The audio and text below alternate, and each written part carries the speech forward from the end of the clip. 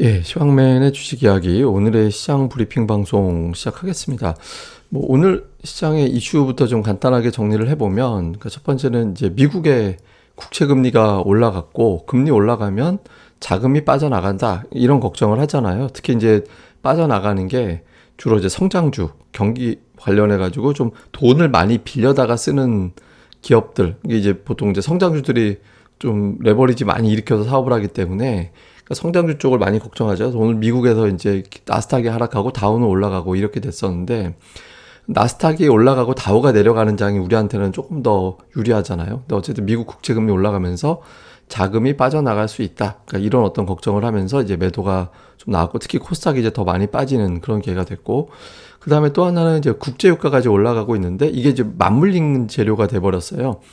국제유가까지 올라가는 거는 이제 최근에 골드만삭스 이런 데에서 이제 국제유가 전망을 이제 또 올라갈 것이다 이런 어떤 연말까지 더 올라간다 이런 어떤 전망을 냈잖아요. 그 근거는 있죠. 그러니까 지금 이제 공급량은 어느 정도 한정이 돼 있는데 지금 북반구가 원유를 많이 구매를 하는 지역이잖아요. 근데 북반구 이제 많이 구매를 하는데 그러니까 북반구가 이제 겨울철에 진입하기 때문에 이렇게 되면 난방용 수요가 많을 수밖에 없잖아요. 이렇게 되면 유가가 올라갈 것이고 유가 올라가면 또 물가가 또 올라가게 될 것이다. 이렇게 되면 이제 인플레이션 논란이 생길 수 있게 되고 그러면 또 이제 국채 금리가 또 올라가는 거 아니냐. 그러니까 이런 어떤 걱정을 하게 되는 그런 계기가 됐죠. 이건 뭐 잠시 후에 또 설명드리겠습니다만 어쨌든 유가가 올라가는 점도 이제 인플레이션 논란으로 이제 해석이 되면서 좀 부담이 됐고 그 다음에 이제 오늘 세계은행에서 아시아 성장 전망을 하향했어요. 기존 대비. 그러니까 이제 동아시아 국가 이야기하면서 그다음에 이제 동아시아, 동남아 국가 이제 그 백신 접종률은 좀 떨어지고 코로나는 재유행되고 이 상태가 돼서 당초 생각했던 것보다 이제 좀 낮춰야 될 것 같다. 그래서 이제 4월에 전망했던 것보다 2%포인트 정도 하향했거든요. 그래서 코로나 때문에 경기 둔화가 현실이 되는 거 아니냐. 그러니까 이런 걱정이 더해지는 그런 계기가 됐고 그리고 오늘 이제 헝다 관련해가지고는 사실 중국 증시도 올라가고 항생지수도 홍콩 증시도 올라가고 헝다 주가도 오늘 우리 증시 마감할 때까지만 해도 올라가 있었거든요. 그러니까 사실 저것만 놓고 오면 이제 막판에 낙폭을 줄일 수도 있었어요. 일부에서는 뭐 중국의 전력난 때문에 오늘 증시 빠졌다라고 하지만 정작 중국 증시는 올라갔거든요. 지금 중국 전력난 관련해가지고 뭐 이제 우리로 치면 이제 지방 자치단체장 같은 사람들 이런 사람들이 이제 석탄 공급을 다시 늘려달라 뭐 이제 호주 아니라도 뭐 러시아라든가 뭐 몽고라든가 막 이런 데서라도 석탄 조달을 좀 해달라 이런 어떤 요구를 하고 있대요. 그래서 어쨌든 그리고 또 그 중국의 부동산 구매자들을 보호하겠다 이런 어떤 당국자의 발언도 나왔고 그래서 정작 이제 중국 관련해서는 올라가 버렸는데 우리는 이제 중국보다는 오늘은 이제 국채 금리 올라간 걸 더 신경 쓰다 보니까 별다른 영향을 받지 못했습니다. 그리고 이제 좀 불편한 건 원달러 환율이 1180원대 위로 다시 올라섰죠. 이게 이제 1200원대로 흘러가게 되면 증시가 한 번 더 두들겨 맞고 움직일 가능성이 있거든요. 그래서 원달러 환율이 이 부근에서 이제 고점을 만들어내야지 추가적으로 더 올라가서 1200원대를 위협하게 되면 1200원이 상단이 아니라 거기서 더 가나? 이런 분위기가 되면 좀 골치 아파지거든요. 그래서 원달러 환율이 올라간 점도 환율 올라가면 외국인들이 기계적으로 선물을 좀 많이 팔거든요. 그러니까 선물 매도하면 또 기관들의 프로그램 매도가 더 유발이 되고 이런 것도 이제 시장에 좀 부담이 되는 그런 이슈로 좀 작용을 했던 것 같습니다. 그다음에 이제 오늘 차트는 제가 이제 그 코스닥을 갖고 나왔어요. 보통 제가 코스피 지수 가지고 설명드리는데 오늘 코스닥 차트를 딱 보면 이제 많이 빠졌죠. 음봉이 좀 크게 나왔잖아요. 2%짜리. 최근에 이제 이렇게 되면서 이제 9월 최저점으로 빠지는 그런 형태가 됐고, 그럼 차트 딱 보자마자 느끼시는 게 하나 있을 것 같은데, 지금 이제 코스닥 지수가 보통은 이제 121선으로 내려오면 그 근처에서 이제 되게 빠른 속도로 보시면 이제 121선 깨고 내려가면은 보통 이틀 안에 큰 양봉으로 반전을 했었거든요. 이게 다 보시면 비슷하게 패턴이 나왔잖아요. 이제 코스닥이 이 패턴대로면 내일 또는 그러니까 수요일 또는 목요일 증시에 큰 양봉으로 돌려야 되는데 이게 이제 기대와 동시에 함정이 될 수도 있어요. 여기서 만약에 패턴대로 안 나오게 되면 투자자들이 여기서 한바탕 더 이제 매도가 나오게 되는 또 그런 어떤 계기가 될 수도 있거든요. 그러니까 코스닥은 이제 내일과 모레가 상당히 중요한 수요일과 목요일이 상당히 중요한 어떤 고비가 됐다. 이제 그 선에서 돌려지지 않으면 이제 조금 한바탕 매물이 크게 나오는 날이 하루 더 겪을 수도 있기 때문에 코스닥이 여기서 이제 곧바로 그러니까 하루 이틀 안에 좀 곧바로 반전이 나와서 기존의 패턴이 유지가 되는지도 좀 중요한 상황이 됐다. 이것도 한번 좀 주목을 해봐야 될 것 같습니다. 그러니까 수급으로 보면 그러니까 외국인들이 악착같이 또 매수로 전환이 됐어요. 그러니까 오늘 사실 외국인들 때문에 시장이 하락했다라고 보기는 어렵거든요. 그러니까 외국인들은 순매수를 했기 때문에 기관이 많이 팔았잖아요. 제가 뭐 프로그램 매매 설명드립니다만 외국인들이 선물 매도를 하고 그 매도 포지션을 반대를 기관이 쥐게 되고 기관이 선물을 샀으니까 현물을 팔고 하여튼 이런 구도를 만들어지게 되거든요. 그래서 오늘 외국인들이 선물을 많이 팔면서 시장 수급을 꼬이게끔 했다. 그래서 외국인이 현물 쪽에서는 별다른 역할을 안 했지만 하락하는데 그러니까 선물 쪽에서는 이제 외국인들이 이제 뭔가에 대해서 이제 걱정을 했으니까 선물을 팔았겠죠. 뭐 나중에 선물 옵션 가지고도 제가 하루 공부하는 것도 하면 좋겠는데 제가 선물을 하고 옵션 전문가는 아니라서 대단히 기초적인 것밖에 전달해 드릴 수가 없어서 뭐 그건 이렇게 깊이 있게 설명드릴 수는 없을 것 같습니다. 근데 어쨌든 선물에서 어떤 신규 매도 위주인 이제 미결제 약정이 증가하는, 그러니까 미결이 증가한다라는 건 뭐냐면 신규 매도라는 거고요. 미결이 감소하면서 매도가 나온 건 기존 매수를 청산했다라는 거거든요. 의미가 좀 달라요. 예, 그러니까 미결이 증가하면서 선물 매도 나온 거는 하락할 것 같은데 이런 베팅이고, 그러니까 미결이 줄면서 선물 매도가 나온 거는 이제 뭐 그동안에 올라갈 거 다 올라간 것 같은데 뭐 이게 약간 의미가 다르죠. 예, 약간 좀 그런 의미라서 좀 다르거든요. 근데 오늘 약간 외국인들이 좀 조심스럽게 시장을 좀 바라보는 이제 시도들이 좀 있었던 것 같습니다. 근데 워낙 외국인들이 저런 투기적인 거래를 많이 해서 만계약 이상 때렸다가 또 멀쩡하게 2, 3일 있다가 또 바로 사들이는 쪽에 어떤 변동성을 많이 만들어내서 오늘 뭐 선물 매도만 가지고 우리가 외국인들이 시장을 완전히 하락 쪽으로 돌아선 거 아니야? 이렇게 단정하기는 좀 어렵습니다. 이게 좀 투기적인 거래를 올해 들어서 좀 유난하게 많이 했던 것 같아요. 그다음에 업종별로 보면 화학업종 제일 많이 샀고, 금융주는 뭐 금리 올라갈 때는 또 금융주잖아요. 기계 샀고, 반면에 이제 전기전자 업종 매도가 나왔고, 특히 기관이 전기전자 업종을 많이 팔았어요.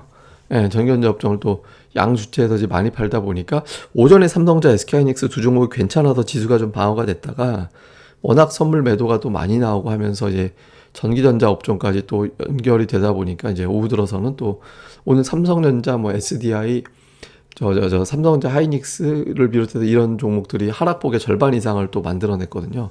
그래서 삼성전자를 비롯해서 몇몇 종목들이. 그래서 어쨌든 오늘 이제 수급은 뭐 이렇게 특정 대형주에 좀 매도가 집중되다 보니까 또 의약품도 좀 시가총액이 높은데 여기에 또 매도가 나오고 자동차 쪽에도 매도가 나오고, 그래서 지수가 좀 플러스 내기에는 애초부터 좀 힘들었던 그런 날이었죠.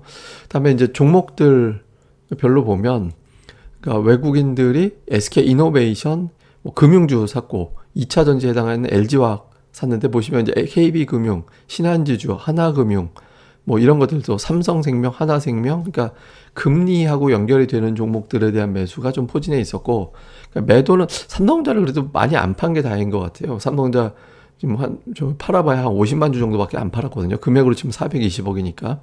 삼성 SDI 팔고, 그러니까 시가총액 상위 종목 골고루 좀 팔긴 했는데 금액이 그렇게 크진 않아서 뭐 걱정할 정도는 아니다. 어쨌든 외국인들이 순매수 기조는 계속 이어갔잖아. 오늘까지 지금 9일 연속 순매수인가요? 그러니까 매수 기조는 좀 이어가고 있는 거는 다행스럽고, 기관 쪽은 오늘 그 프로그램 매도 비슷하게 던졌기 때문에 시가총액 상위 종목은 거의 다 매도에 포진돼 있죠. 예, 그러니까 이건 뭐 기계적인 어떤 매도가 많이 나왔다 보니까. 근데 반면에 이제 그 가운데서 LG화학은 또 매수했고, 그다음에 또 SK이노베이션 이제 이 종목들은 그 정유주 유가 상승 때문에 이제 정유주 성격 2차 전지 쪽보다는 이제 정유 쪽에 매수를 했다 이렇게 봐야 될 것 같고요. 그다음에 이제 뭐 예를 들어서 포스코 인터내셔널이라든가 이런 이제 가스전 관련된 기업들, 그러니까 이제 종합 상사주들, 그러니까 이런 것들을 또 매수한 게 이제 특징이었습니다. 그러니까 프로그램 매도로 대형주 엄청 팔고, 그러니까 이제 반면에 석유화학 쪽이라든가 뭐 정유 쪽, 가스 관련된 신재생 에너지 관련된 종목군들을 좀 선별적으로 매수했다. 이 정도로 이제 기간 보면 될 것 같고요.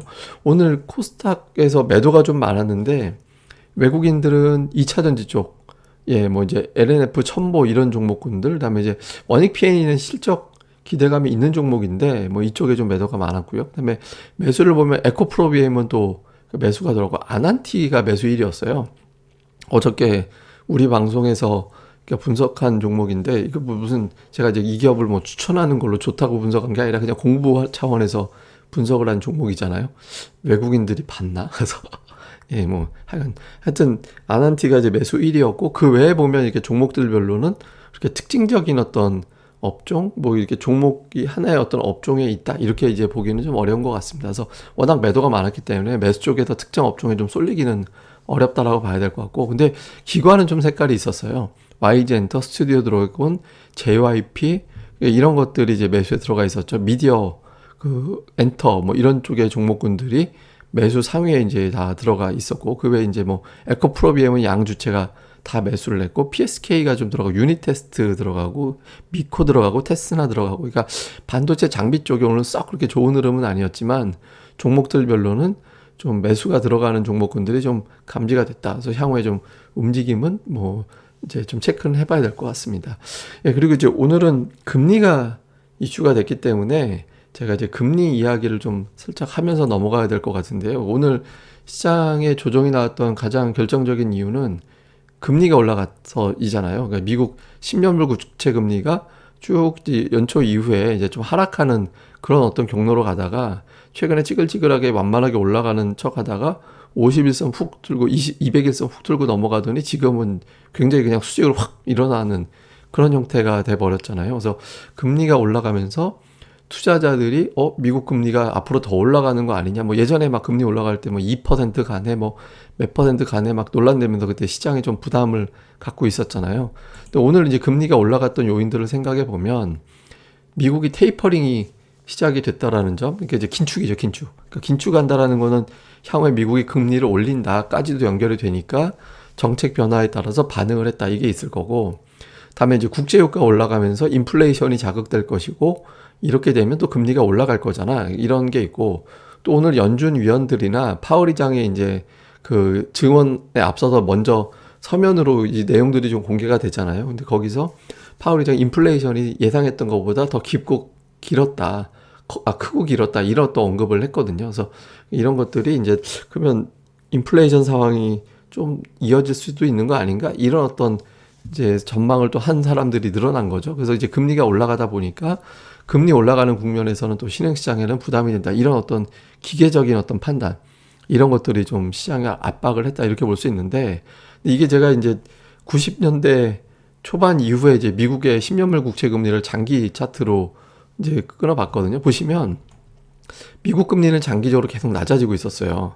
그러니까 이때는 막 8% 이렇게 이제까지도 가 있었는데, 보시면 고점을 연결해 보면 계속 낮아지고 있잖아요. 저점도 낮아지고 있고, 그러니까 대략적으로 보면 그 2010년도 이후에 미국의 금리는 3%를 잘 안 넘깁니다. 그러니까 장기적으로 보면은 이제 저금리 시대예요. 그러니까 몇 퍼센트를 저금리라고 할지는 좀 판단하기 나름이긴 한데, 그러니까 장기적으로 보면은 미국은 초고금리 시대는 이미 지나갔다라고 볼 수 있거든요. 그래서 이게 하향이 돼서, 그래서 다수의 전문가들은 이 추세선을 바탕으로 해서 이제 지금의 10년물 국채 금리가 2%를 넘기는 거는 쉽지 않을 것 같다, 그러니까 이런 어떤 분석들을 많이 하고 있거든요. 그리고 미국 이제 10년 미국의 기준금리를 또 적용해서 본다 하더라도 아마 10년물 국채 금리가 2%대 초반, 또 최대 봐야 2.5%, 그러니까 그 이상까지는 좀 보기 어렵지 않나, 이런 시각이 우세하거든요. 그래서 금리에 대해서는 좀 아직까지는 뭐 엄청나게 빠른 속도로 올라가지는 않을 것 같다라는 전망이 많아서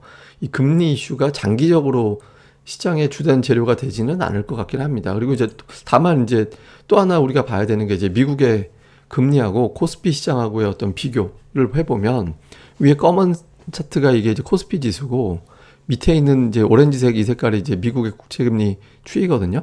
근데 보면 경로가 좀 비슷한 경향이 있어요. 그러니까 금리가 오히려 빠질 때 시장이 빠지고, 금리가 올라갈 때 증시가 괜찮고, 물론 이제 모든 구간에서 똑같았다 이렇게 보기는 어렵지만 대체로 보면 비슷하잖아요. 이때 박스권 하다 보니까 코스피도 박스권 가고 경로가 좀 비슷하잖아요. 왜 그러냐면 원래는 이제 미국의 금리가 올라간다라는 거는 경제가 좋아서 수요가 늘어나서 이제 물가가 올라가고 뭐 이런 것 때문에 경기가 좋아서 올라간다, 그렇게 해석을 하는 측면이 있어서 금리 올라갈 때 코스피가 같이 올라가는 그런 상황이 연출이 됐거든요. 그래서 사실 금리 올라가는 걸 딱히 나쁘게만 볼 필요는 없는데, 다만 이제 이게 이제 경기 때문에 올라가는 거라면 오케이인데, 물가 때문에 올라가는 거라면 경기는 안 좋아졌는데 그냥 물가만 올라가는 경우가 또 있을 수 있잖아요. 예, 그렇게 되면 이제 투자들이 뭐 번 돈은 없는데 물가만 올라가 버리면은 수요는 더 감소하게 되는, 소비는 더 위축되는 그런 상황이 생길 수도 있게 되잖아요. 그런 거를 좀 걱정하는 거죠. 그래서 지금 이제 최근에 금리 상승이 과연 경기 좋아서냐, 그러니까 물가 때문이냐, 이거에 대한 어떤 투자자들의 해석을 하게 되는, 결론을 내리게 되는 시간이 좀 필요하겠죠. 사실 뭐 어떤 것 때문인지는 뭐 결과는 뻔할 것 같긴 한데, 어쨌든 투자들이 이제 저거를 또 확인하고 싶어하는 그런 시간이 좀 필요할 겁니다. 그래서 이제 그 이슈가 던져졌기 때문에 요것 때문에 좀 며칠은 조금 씨름을 할 가능성은 있다. 이 정도로 보시면 될 것 같습니다. 그리고 제가 오늘 종목 공부를 준비한 건 있는데, 이제 시간상 이거는 이제 내일로 미루겠습니다. 제가 이제 오늘 자료 준비한 게 있거든요. 이거는 이제 다 다음으로 미루고, 오늘은 이제 곧바로 증시 포인트로 넘어와서 보면, 우선 미중 간 악재가 계속 던져져요. 그러니까 하루에 뭔가 하나씩 나와요. 뭐 지금 갑자기 중국의 전력난 나오더니 또 미국의 국채금리까지 나와서 미국, 중국 이제 또 이번 주 지나가면 또 미국에서 그 부채한도 협상 관련해서 어떤 재료가 나올지 모르죠. 그리고 이제 또 중국에서 뭐가 또 나올지 모르고, 그러니까 계속 악재가 연속적으로 계속 던져지거든요. 좀 의도가 있나? 막 무슨 음모론을 믿을 건 아니지만 뭐가 있나 싶을 정도로 자꾸 던져지거든요. 그러니까 던져질 땐 사실 시장의 변동성이 클 수밖에 없죠. 하나하나가 굵직하기 때문에. 그러니까 단기적으로는 시장에 좀 변동성은 나올 수 있겠다. 근데 사실 정작 금리가 올라가는데 미국은 나스닥이 그렇게 많이 안 빠졌잖아요. 그리고 외국인들도 오늘은 순매수를 보였고, 그러니까 오늘까지는 괜찮았는데 이게 후폭풍으로 오늘 이후에 이틀 이상 연속으로 빠지면 좀 골치 아파집니다. 그러니까 이제 미국이 그냥 끄떡없이 지나가면 에이 우리만 오버했구만 이러면서 이제 좀 복원될 수 있는 흐름이 나올 수 있는데, 그러니까 미국이 빠지고 여기에 외국인들이 매도로 가세라면 3,100 또는 1,000포인트 이선이 되게 우습게 멀리 떨어져 버리는 그런 상황이 생길 수 있거든요. 그래서 미국의 또는 중국 증시는 뭐 그렇다 치더라도, 그러니까 미증시에서의 어떤 흐름이 대단히 중요하다. 그래서 좀 봐야 될 것 같고요.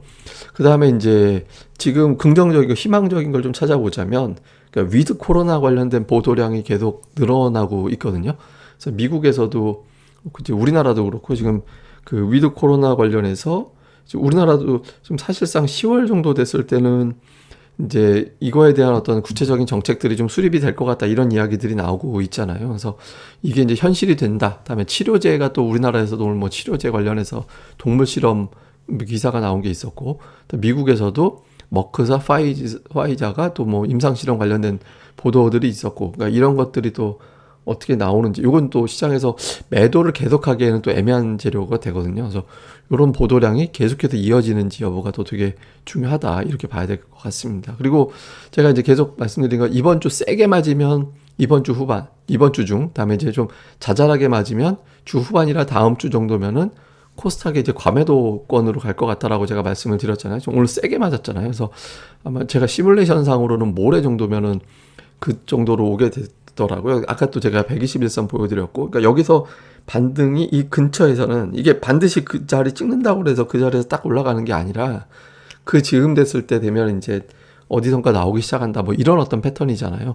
궁금하신 분들은 이제 제가 주말에 올렸던 ADR 강의 한번 참고하시면 좋을 것 같고, 예. 근데 어쨌든 코스닥 쪽에서는 맞으면 반격하는 이제 횟수가 이전보다는 좀 빨라지거나 늘어나는 구간으로는 슬슬 오고 있거든요. 그래서 종목들이 실제로 좀 반응을 해줘야 됩니다. 근데 여기서 이제 반응해야 될 자리에서 안 나오게 되면 우리가 알고 있는 것보다 재료의 강도가 훨씬 더 크고 심각하다라고도 봐야 돼서 조금 더 골치 아픈 상황이 생길 수도 있거든요. 그러니까 이 정도로 내려갔을 때 이제 반격이 나오는지, 뭐 반드시 내일이 아니더라도 이제 뭐 좀 빠른 시간 안에 반격이 나오고, 그 반격이 좀 연속적으로 쭉쭉 올라가는 시도들이 나와줘야 되거든요. 그래서 그런 구간이 과연 나올 거냐, 뭐 반드시 내일이 아니더라도, 그러니까 이런 것들을 좀 주목해서 봐야 될 것 같습니다. 그러니까 아까 제가 121선 코스닥 차트도 마찬가지고, 이 뭐 지표도 마찬가지고, 그러니까 나와야 될 자리에서 안 나오면 그 자리에서 또 투매가 나오는 형태가 될 수 있거든요. 그래서 굉장히 중요한 어떤